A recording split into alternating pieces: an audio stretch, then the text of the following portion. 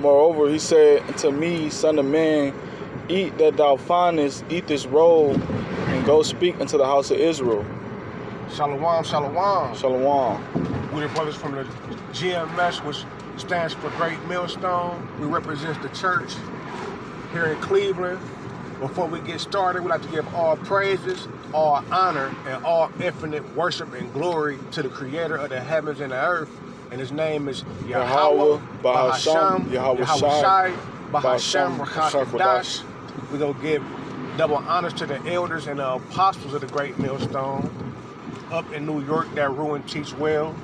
Peace, love, many blessings, and many salutations to the Lord's elect, starting with the 144,000 prophets, and then it's going to trickle down to the men, the women, and the children that believe on the words of the prophets through the power and spirit of Yahweh Bashem, Yahweh Shah, man. And once again, we back at you with another spiritual warning for the nation of Israel. And the nation of Israel consists and starts with you Negroes, Latinos, Native, and Seminole Indians, man. This warning is for you. So without further ado, we're going to get right into this quick lesson. Ezekiel chapter 3, verse 17, Son of man, one again for me. verse 1, and said, Moreover, he said unto me, Son of man, eat that thou findest, eat this roll, and go speak unto the house of Israel. Now, eat this roll means the words of the scriptures, man. The roll represents the word, the Bible, man. And it says eat, man. Be filled. When you sit down to eat, man, first of all, you wash your hands, you get comfortable. You feel me? You take your hat off, you take your you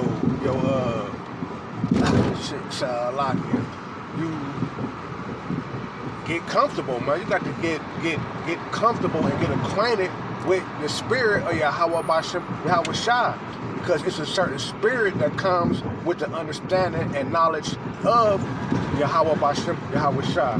Yahweh Shah himself said what? I come in the volume of the book, it is written of me, man. So you taking on Yahweh Shah, man, when you indulge with the spirit. All right, jumping down to verse 17, it says, Son of man, I have made thee a watchman unto the house of Israel. Therefore hear the word at my mouth and give them warning for me. Now, first and foremost, this warning ain't for all nations, man. We go preach in all nations because you got Israelites that were scattered in all nations. But this warning is specifically for you so-called Negroes, Latinos, Native, and Seminole Indians. Read it again. Verse 17, it says, Son of man, I have made thee a watchman unto the house of Israel. We as watchmen, man. What do watchmen do? Watchmen sit on towers back in the ancient world and watch for different things, man, and give warning, man. Because what is it? The trumpet. You feel me? You got different sounds for the trumpet, man. You got sounds for warning, for war, warning for feast days. You feel me? Warning for the assembling of coming together. But this spiritual trumpet that we blow, like Isaiah 58:1 say, lift up thy voice like a trumpet. So we go lift up our voice and warn our people, man, and tell them if they don't get right, Yahweh Bashem, Yahweh Shah is gonna take them out, man, them and their family, man. Verse 18 says, When I say unto the wicked, thou shalt surely die. And there's a lot of wicked niggas, man, a lot. We used to be a part of that same number. I can't think of exactly where it's at. It might be in Peter or Timothy, where it says where we don't run to the same access of riots. They look at us different now, man. But we fine with that, man, because we're trying to get into the good graces of Yahweh Bashem, Yahweh Shah. It says, when I say it to the wicked, Salaki, it says, Son of man, I made thee a watchman to the house of Israel. Therefore hear the word at my mouth and give them warning for me. And that's what we do, man. We heard the word, we understand it, and we ran to the streets to get a warning. Because we don't want that.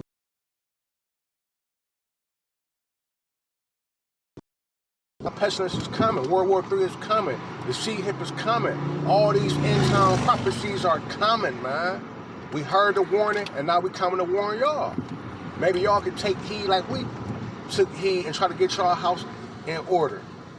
It says, when I say, verse 18, when I say to the wicked, thou shalt surely die, and thou givest him not warning, nor speakest to warn the wicked from his wicked way, to save his life, the same wicked man shall die in his iniquity, but his blood will I require at thy hand. And this wicked is talking about the wicked of our people, because we know out of all nations you have wicked people, but then it's a nation called the wicked. This not talking about the wicked because they can't get no warning. They can't get no love. There's no remorse. There's no mercy for Esau, Edom. So it's not talking about that nation. It's talking about the wicked people out of our own nation. To warn Israel. It started from the top. Son of man, I have made thee a watchman to the house of Israel. So this wicked is talking about the wickedness in you so-called Negroes, Latinos, and Native and Seminole Indians. Verse 19, it says, yet if thou warn the wicked, and he turn not from his wickedness. So if we warn you and you don't change your ways and repent and come back humble through the power and spirit of Yahweh Bashem, Yahweh Shai. It says, nor from his wicked way he shall die in his iniquity. You go die, but guess what? But thou hast delivered thy soul. Because we got that blood off of our heads for warning you. It's up to you to take heed the same way it was up to us to take heed to the warning that we received through our elders and apostles. It said, verse 19, yet if thou warn the wicked, and he turn not from his wickedness, nor from his wicked way, he shall die in his iniquity, but thou hast delivered thy soul. It said, verse 20, again, when a righteous man doeth turn from his righteousness, and commit iniquity, and lay a stumbling block before him, he shall die, because thou hast not given him warning. He shall die in his sin, and his righteousness which he hath done shall not be remembered. So that's vice versa. If you in the truth and you fall out the truth, all that plowing that you did was in vain, because you went back to the world, man. And I think that's Matthew that talk about 7 spirits jumping on you even worse than you was. So it's better for you to not even know the truth than to know the truth, come into the truth, put your hand to the plow, and then fall back. Get that, and what's that, Luke 14, when they talk about counting the cost? Because a lot of people don't count the cost. They don't know what they're involved in, man. They take it for a joke or they take it for a game and don't take it as serious as it is, man. The depths of this thing is life and death, man. We're talking about living and reigning with Yahweh Shah for 1,000 years, man. Getting everything in order, man. Getting everything back in this righteous order. All right, Khan. This is Luke chapter 14, verse 28. It says, for which of you intending to build a tower sitteth not down first and counteth the cost, whether he have sufficient to finish it? Verse 29, least happily after he hath laid the foundation and is not able to finish it, all that behold it began to mock him, saying, this man began to build and was not able to finish. So this is a parable, man. What kind of person wants to build a shed, a house, or build anything and don't sit down first and make sure they have the right amount of equipment and, you feel me, like money and wood and things to build a house, man? Who starts to build a house, get halfway through the house, and then say, damn, we forgot to lay the foundation? You feel me? It's about counting the cost and knowing what you're involved in. It say, verse 31, or what king goeth to make war against another king, sitteth not down first and consulteth whether he be able with 10,000 to meet him that cometh against him with 20,000. Yeah, you got to put that plan together, man. You got to know what you up against, man, per se. Because this war that we fight is a spiritual war, man. It's a spiritual battle, man. Satan desire to shift you as weak, man. So you got to know got to put on the breastplate. You got to read. You got to study. Because even in your reading and studying, it jump on you at points and times in your journey, man. And you would know it. You feel me? You would feel it because he would have that grasp on you, man. You feel me? And you got to fight him off. You got to fast. You got to pray. Man, this thing is serious, man. Deadly serious. I know we can't stress this enough, but it's deadly serious, man. This thing of ours. It say, verse 32, or else while the other is yet a great way off, he sendeth an ambassador and desireth conditions of peace. So likewise, whosoever he be of you that forsaketh not all that he hath, he cannot be my disciple. Right? Because scriptures, I mean, it's all about sacrificing. The scriptures talk about, if your right hand offend you, cut it off. And it's a lot of attachments that we got to this world that, you know what I'm saying, if you're not built in the spirit, you're not going to cut it off when the Lord requires it from you, because we can't take all this shit to the kingdom with us. You know what I'm saying? We're going to have to put off this. Coming with us is the spirit. That's it. Your hair weave, your wallet, you feel me? Your favorite pair of Jordans. None of that shit ain't coming to the kingdom with you, man. You gotta forsake everything. What, you got one? No, did you have another one, or you want to keep on? Is there some more on there? I think that was it. Get that, what's that? Romans 8 and 18, and that's 2 Corinthians 4 and 17. Let's see what because the things that we go through, man, is well worth losing it all for the kingdom of heaven and for Yahweh Shai. Paul say he count all things but dung, man. It's Romans 8 and 18. For I reckon that the sufferings of this present time, the stuff that we go through, the sufferings of this present evil, wicked world, the things that you desire but you can't have because you got to do something wicked to get, fuck that shit. Your children, if they hard-head, whoop them, man, fuck them too. Yo, Eve, fuck her too. Your job, fuck all this shit, man. Fuck all this shit. This shit is bullshit. Everything here is unrighteous. Everybody here is unrighteous. You feel me? It'll fucking vex you. It's somewhere in a apocrypha.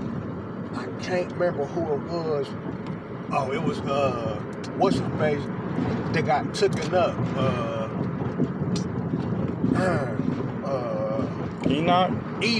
Enoch got took up and took away so that this present evil world wouldn't corrupt him. You know what I mean? Evil communications corrupt, what is it? Good minds or something like that. But the point is, being here for so long, it'll fucking turn you wicked and evil.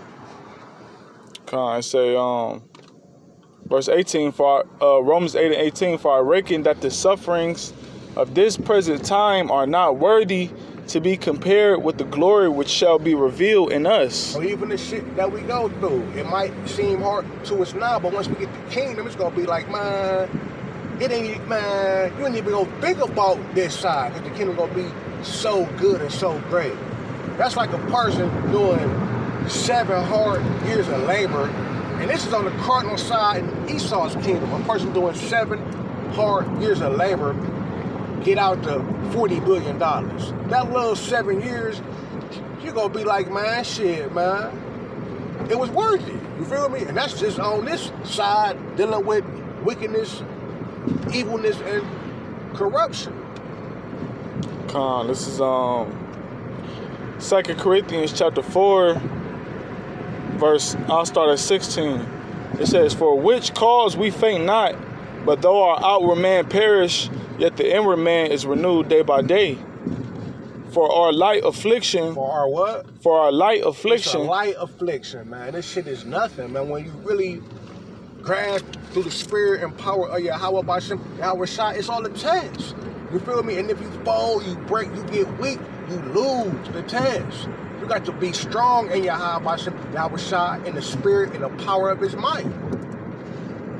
It says, for which cause we, Salaki, for all things are, oh my goodness, Salakia. For our light affliction, which is but for a moment, worketh for us a far more exceeding and eternal weight of glory. Shit is but for a moment, man. It might seem long to us, but it's nothing in the eyes and sight of Yahweh Shai. Because he said one day is with him is just 1,000 years. You know what I mean? Like it ain't been that long, man. It ain't been that long. It 2.5 to 3 days in the sight and eyes of Yahweh Shai. Verse 18, while we look not at the things which are seen on earth, this earthly cardinal, the shit that we go through, the things that we can see, we see death, because death is all around us, man. Death on the people, death on everything, man. It's just a aura of death. It says, but at the things which are not seen, the things which are seen are heavenly, the heavenly things. But if you got that vision, you can still see it. You feel me? You could smell the kingdom, you could see the kingdom, you could talk about the kingdom all day. Let's go.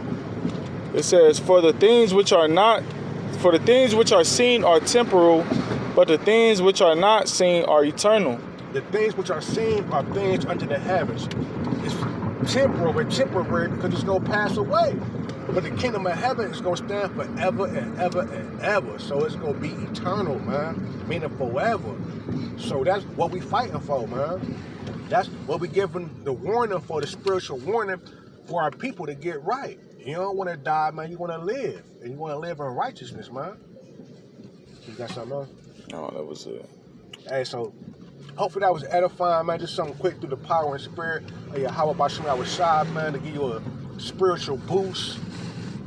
So with that, we'll give all praise, all honor, and all glory to Yahweh, Bahasham, Yahweh Shai, Bahasham, Chakadash. Double honors once again to our elders and our apostles of the great millstone. Peace, love, blessings, and many salutations. Shalom and Awah, Lab, all.